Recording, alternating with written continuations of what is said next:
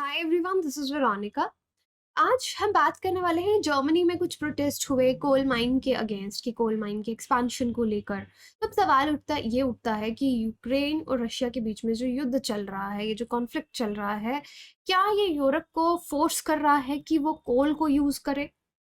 क्योंकि अगर आपको मालूम हो तो कोल को फेस डाउन करने की बात की जा रही है और धीरे धीरे फेस आउट करने की बात की जा रही है। लेकिन अगर फिर से हम लोग कोल पर डिपेंड करने लगेंगे तो हमारे जो क्लाइमेट टारगेट्स हैं वो कभी पूरे नहीं होंगे। तो इसी टॉपिक को आज डिटेल में हम देखेंगे, क्योंकि रिसेंटली आपने न्यूज़ में बहुत देखा होगा। This is my Telegram channel, जहाँ पे आप मुझसे कनेक्ट कर सकते हैं किसी भी तरह की क्वेरी के लिए, यूपीएससी रिलेटेड डाउट के लिए। I am very much reachable. आप यहाँ पे ज़रूर टेक्स्ट ड्रॉप कर सकते हैं। बाकी बहुत सारे प्रोटेस्ट जर्मनी में चल रहे हैं कोल माइन एक्सपेंशन के खिलाफ, ये आपने न्यूज़ में बहुत ज़्यादा देखा होगा। इनफैक्ट योर ग्रेटा थनबर्ग, उन्होंने भी जो प्रोटेस्ट है उसको ज्वाइन किया जर्मन कोल माइन एक्सपेंशन के खिलाफ। तो यहाँ पे आप ये पिक्चर्स देख सकते हैं। आगे बढ़ने से पहले बता दूं, इसको आप स्कैन कर सकते हैं एंड यहाँ पे कुछ इन्फॉर्मेशन आपसे पूछा जाएगा, वो आप मुझे बताएंगे, तो it will help me to connect with you people in a better way. तो आप इसको ज़रूर फिल कीजिए। लिंक जो है या तो स्कैन कर सकते हैं, या तो लिंक जो है वो आपको डिस्क्रिप्शन बॉक्स में मिल जाएगा। तो चलिए अब इस पूरे मैटर को देखते हैं कि क्या है। एक छोटा सा गांव वेस्टर्न जर्मनी में, अ, ये पूरा का पूरा गांव जो है वो तबाह हो जाएगा अगर यहाँ पे हमने कोल माइन एक्सपेंशन जो है वो चलेगा। तो ये पूरा पूरा गांव ही आपको डिस्ट्रॉय करना पड़ेगा। तो इसलिए जो एक्टिविस्ट हैं वो काफ़ी ज़्यादा यहाँ पे प्रोटेस्ट कर रहे हैं। Swedish climate activist Greta Thunberg भी यहाँ पे हैं। संडे 15 जनवरी की बात है। We are talking in 2023। Now 1100 से ज़्यादा पुलिस वाले जो हैं, पुलिस पर्सनल जो हैं, वो यहाँ पे रहे। 11 जनवरी को आए और प्रोटेस्टर्स को हटाने की यहाँ से पूरी कोशिश की। यहाँ पे आप देख सकते हैं कि किस तरह से ग्रेटा थनबर्ग को डिटेन किया जा रहा है जर्मनी की पुलिस के द्वारा। You can again have a look at a clear picture. So ये एरिया आप देख सकते हैं कि ये गार्जवेलर सरफेस माइन, जहाँ पे विलेजर्स प्रोटेस्ट कर रहे हैं। तो हम जर्मनी की बात यहाँ पे कर रहे हैं। यहाँ पे जो गांव डिस्ट्रॉय होने वाला है वो आप देख सकते हैं। अलग अलग जगह है जहाँ पे कोल माइंस हैं। तो we are talking about a particular village here. अब यहाँ पे उनकी प्रेस की माने तो बहुत ज़्यादा इन्वायरमेंटलिस्ट जो हैं वो सब इस एक्सपेंशन माइन के खिलाफ हैं। क्योंकि क्या होगा अगर यहाँ पे ये कोल माइन एक्सपैंड करेगी, तो जिन ग्रीन हाउस गैसेस को हम कम करना चाहते हैं, हम टारगेट्स लेके बैठे हैं, वो और ज़्यादा इंक्रीज हो जाएंगे। बहुत ज़्यादा ग्रीन हाउस गैस एमिशंस आपकी होंगी। और ये सब किस वजह से हो रहा है?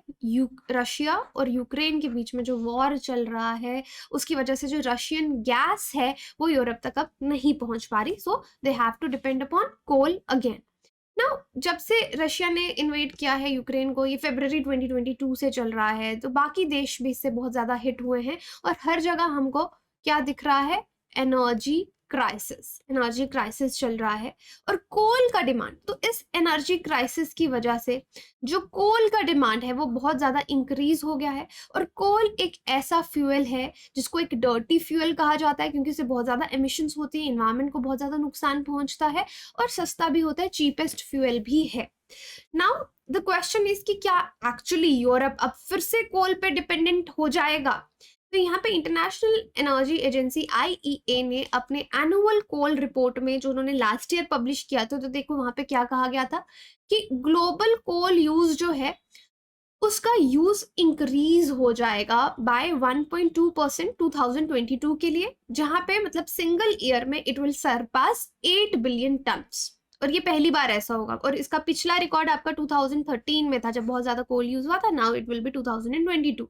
और यहाँ पे ये भी मेंशन किया गया कि यूरोप इससे बहुत ज्यादा इम्पैक्ट होगा, बिकॉज रशिया का जो रिडक्शन हो गया है, गैस, नेचुरल गैस फ्लोज यहाँ पर नहीं पहुंच पा रहे, नेचुरल गैस नहीं पहुंच पा रही, तो कोल का कंजम्पशन इंक्रीज होता जाएगा।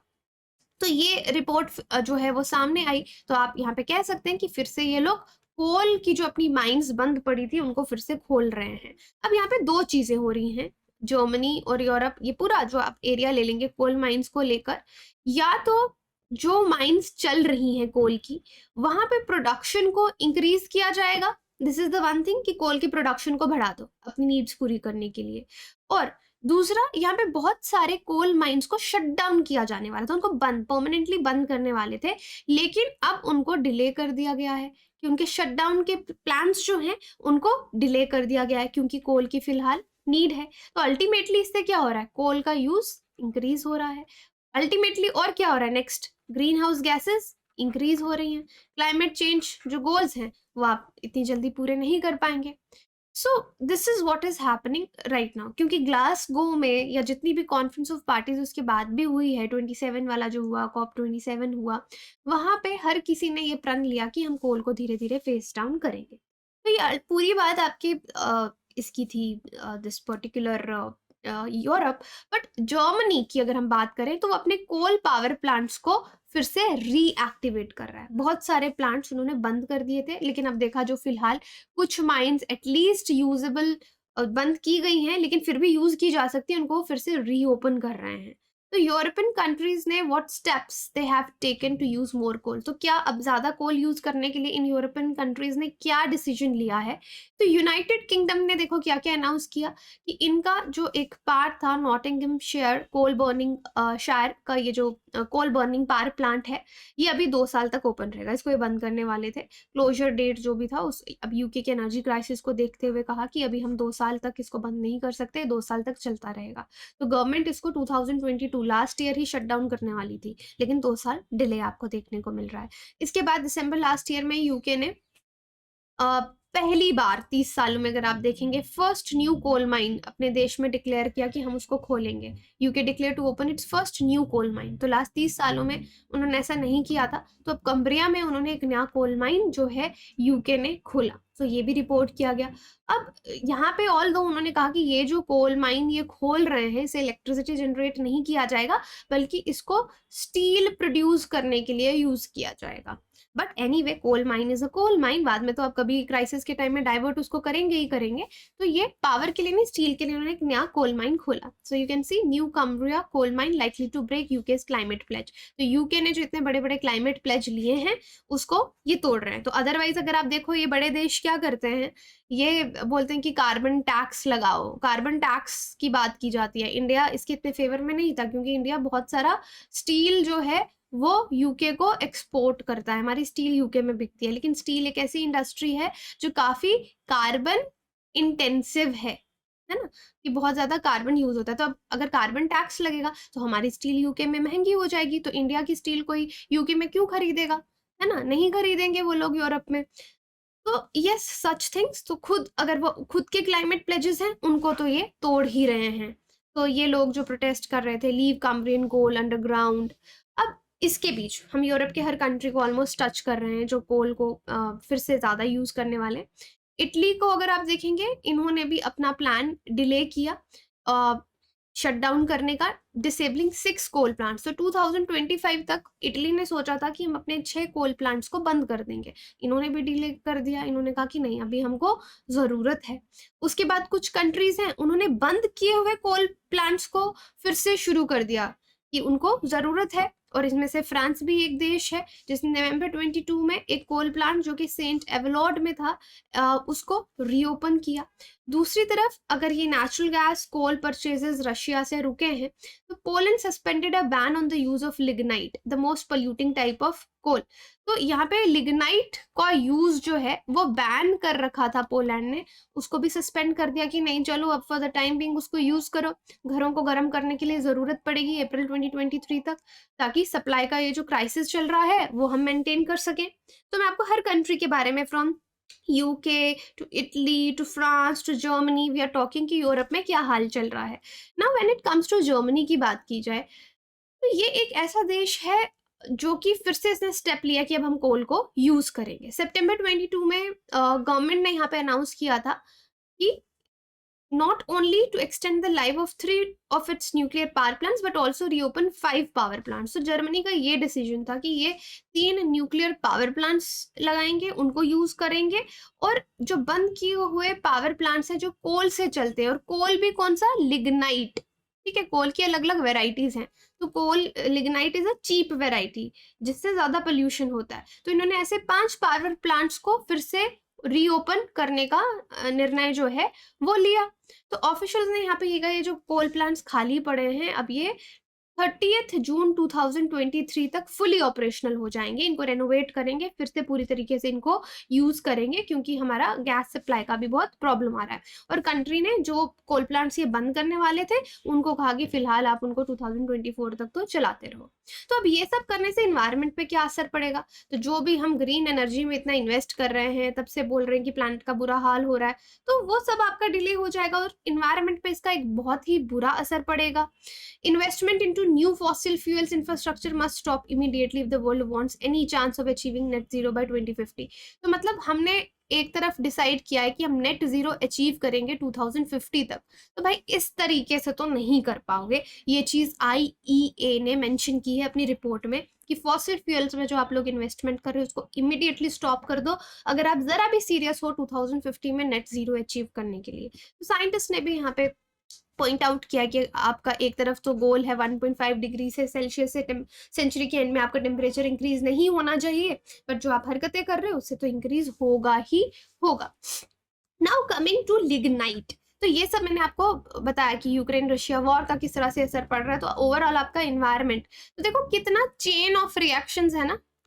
अदरवाइज आप बहुत से लोग युद्ध देख के खुश होते हैं, तो अब चेन ऑफ इफेक्ट्स देखो कि अल्टीमेटली आपके इन्वायरमेंट पे इतना हार्म हो रहा है। अब लिग्नाइट की बात करें तो लिग्नाइट इतना हार्मफुल क्यों है? क्योंकि कोल की जो अलग अलग वेराइटीज हैं, you have anthracite, you have bituminous, you have lignite, you have पीट। लिग्नाइट बहुत ज्यादा कार्बन डाइऑक्साइड एमिशंस करता है देन योर हार्ड कोल। ठीक है, हार्ड कोल से ज्यादा। Hard coal is a good variety of coal जो कम एमिशंस करता है, तो ये उससे 3x 3 गुना से 7 गुना ज्यादा एमिशंस करता है। अब रेगुलर ब्लैक कोल की तरह लिग्नाइट जो है इससे डस्ट निकलेगी, एमिट होगी, नाइट्रस ऑक्साइड्स, नाइट्रोजन की जो ऑक्साइड्स हैं, सल्फर ऑक्साइड्स, ये सब एमिशंस होंगे और एयर पोल्यूशन होगा जो हेल्थ के लिए हानिकारक है। मर्क्यूरी, ये हाईली टॉक्सिक सब्सटेंस है और हेल्थ और एनवायरनमेंट के लिए ये बुरा है, और जब हम लिग्नाइट को जलाते हैं तो मर्क्यूरी रिलीज होता है। लिग्नाइट अगर आप यही देखें तो मतलब अल्टीमेटली आप इसको एनर्जी के लिए यूज कर रहे हैं, बट ये एनवायरनमेंट के लिए बहुत खतरनाक है। सो you can just have a look at it, this is lignite, this is the anthracite. तो इन दोनों में बहुत फर्क है, बहुत ही डिफरेंसेस है। लिग्नाइट को हम क्या बोलते हैं? ब्राउन कोल बोलते हैं। ठीक है, तो ये इंटरमीडिएट स्टेज है between peat which is partially decayed vegetation and organic matter and hard coal के बीच में, और पीट के बीच में इंटरमीडिएट स्टेज है आपकी लिग्नाइट। तो यहाँ से ये बहुत ज्यादा एमिशंस करता है। तो ये कुछ चीजें मैं आपके साथ यहाँ पे डिस्कस करूंगी। नाउ लुक एट माइनिंग, कि हार्ड कोल और लिग्नाइट को माइन किया जाता है पूरी दुनिया में, लेकिन जो हार्ड कोल है ना, आप बोलेंगे कि हार्ड कोल की तारीफ क्यों की जा रही है? बिकॉज उसको बहुत ज्यादा डीप माइनिंग से निकाला जाता है, बहुत अंडरग्राउंड से निकाला जाता है, लेकिन लिग्नाइट सरफेस माइन से आपको मिलता है। मतलब अभी वो पूरी तरह से उतना डिकम्पोज नहीं हुआ है, इट स्टिल नीड्स टाइम। तो इसका ही मतलब है कि जो माइनिंग प्रोसेस है लिग्नाइट की, तो लोग, ये सारी कंट्रीज लिग्नाइट की तरफ क्यों जा रही हैं? क्योंकि हार्ड कोल आपको बहुत डीप जाके माइन करना पड़ेगा, लिग्नाइट आपको सरफेस से मिल रहा है। That means lignite is cheap to mine, आपका कम पैसा खर्च होगा और बिजली तो मिल रही है, पावर तो मिल ही रही है आपको, right? Apart from your pollution, कि कितना पोल्यूशन क्रिएट करता है, it is cheap also, so that is why these countries want to go for lignite. Transport की बात करोगे तो रिलेटिवली हाई वाटर कंटेंट है इसका, 40 to 60%। It is difficult to transport lignite over long distance, आप lignite को बहुत long distances तक नहीं लेके जा सकते हार्ड कोल की तरह। लिग्नाइट से जो पावर आपको मिलती है तो वो यूजुअली उन्हीं बेल्ट्स में मिलती है, शॉर्ट एरियाज में, जो उस एरिया के आसपास होते हैं, क्योंकि इसको हम ज्यादा ट्रांसपोर्ट नहीं करते। एनर्जी वैल्यू भी इसकी कम होती है लिग्नाइट की, पोल्यूशन एमिशंस ज्यादा होती हैं। तो ये लिग्नाइट के आप देख सकते हो कितना नुकसान है। और वेस्ट जो है वो इसका अलग अलग स्टेप्स में अगर आप देखेंगे, फ्लाई ऐश इससे बहुत निकलता है जो कि बहुत ही ज्यादा हानिकारक है, तो इसका वेस्ट भी ज्यादा है। लाइफ साइकिल भी आप देखोगे तो एयर पोल्यूटेंट एमिशंस इसकी ज्यादा है। सॉइल और वाटर को ये बहुत ज्यादा चेंज कर देता है, पानी को एसिडिक बना देता है, जो लेक्स वहां पे आगे पीछे होती हैं। Again it is not good. तो 10 लार्जेस्ट लिग्नाइट माइनिंग कंट्रीज अगर वर्ल्ड की अगर आप देखेंगे तो आप देख सकते हैं इंडिया 4.6%, टर्की 7.1%। तो you can have a look at different countries जहाँ पे लिग्नाइट प्रोडक्शन होता है। तो this is a comparison between lignite powered coal plants, जो टोटल कोल प्लांट्स हैं तो उसमें लिग्नाइट से कितनी है 74 गीगावाट। तो आप देखिए तो हर कंट्री में कहीं ना कहीं लिग्नाइट जो है वो बहुत जोरों से यूज होता है। तो lignite is not good at all. तो फ्लाई ऐश वैसे भी जो मैंने बोला कोल बेस्ड थर्मल पाल का एक वेस्ट है जो कि सीमेंट इंडस्ट्री में रिसोर्स ये यूज किया जाता है, but it is not at all healthy. तो दिस इज इट कि हमने ये लेक्चर जो है जर्मनी के प्रोटेस्ट से शुरू किया and somewhere we touched your ई कि ये लिग्नाइट जो है किस तरीके से हानिकारक है। बाकी आप अपनी तैयारी हमारे साथ आसान कर सकते हैं। अनअकैडमी में आपको बहुत से ऐसे फीचर्स मिलते हैं जो आपको बाकी इंस्टीट्यूट्स में नहीं मिलते। You have so many educators, आप अपने फेवरेट एजुकेटर्स से पढ़ सकते हैं।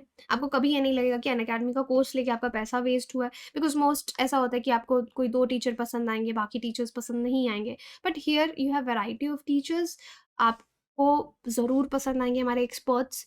और फिलहाल ये 20% डिस्काउंट बहुत कम आता है अनअकैडमी में। अभी सिर्फ 28 जनवरी तक ये वैलिड है यूपीएससी सीएससी सब्सक्रिप्शंस के लिए। कोई भी डाउट है मुझे टेलीग्राम पे कनेक्ट कीजिए, शुरू में मैंने उसका एड्रेस आपको दिया है। दिस इज माई कोड वीरो यूपीएससी। अगर आप ये कोड यूज करते हैं you get my life time mentorship. Now see, आपको बहुत ज़्यादा डिस्काउंट यहाँ पे मिलता है। अब आप पे डिपेंड करता है, 2 तरह की हमारी सब्सक्रिप्शंस हैं, we have plus, we have iconic, है ना। तो प्लस में आपको बेसिक कोर्स वगैरह सब मिलेगा, लेकिन आइकॉनिक में आपको लाइव मेंटोरशिप मिलेगी, daily mains answer writing evaluation मिलेगी। तो बहुत सी एक्स्ट्रा चीज़ें आपको यहाँ पे मिलती हैं। और राइट नाउ 20% डिस्काउंट आपको इस कोड से मिलेगा। आरंभ बैच हमारा 27 जैन से शुरू हो रहा है। एक्सपर्ट्स आपको यहाँ पे पढ़ा रहे हैं। You can enrol in this batch also. 0% EMI, because अगर आपको लगता है पॉकेट पे लोड है तो बहुत हैसल फ्री लोन प्रोसेस है, आप उस पर ले सकते हैं। Again you have to use my code and ये सब चीज़ें आपको मिलेंगी। ऑफलाइन सेंटर भी हमारा शुरू है। अर्ली बर्ड जो शुरू में स्टूडेंट्स आएंगे उनका अगर आप देखेंगे कोर्स फी इज 1,500,000। तो बैच टाइमिंग्स देख सकते हैं। 4th से बैच शुरू हो रहा है, Monday to Saturday 8 AM to 10:30 AM। तो इस पे आप ऑफलाइन भी क्लासेस ले सकते हैं। इंटरव्यू गाइडेंस प्रोग्राम चल रहा है, that is free. You can inform your friends who have clear the mains. Thank you so much.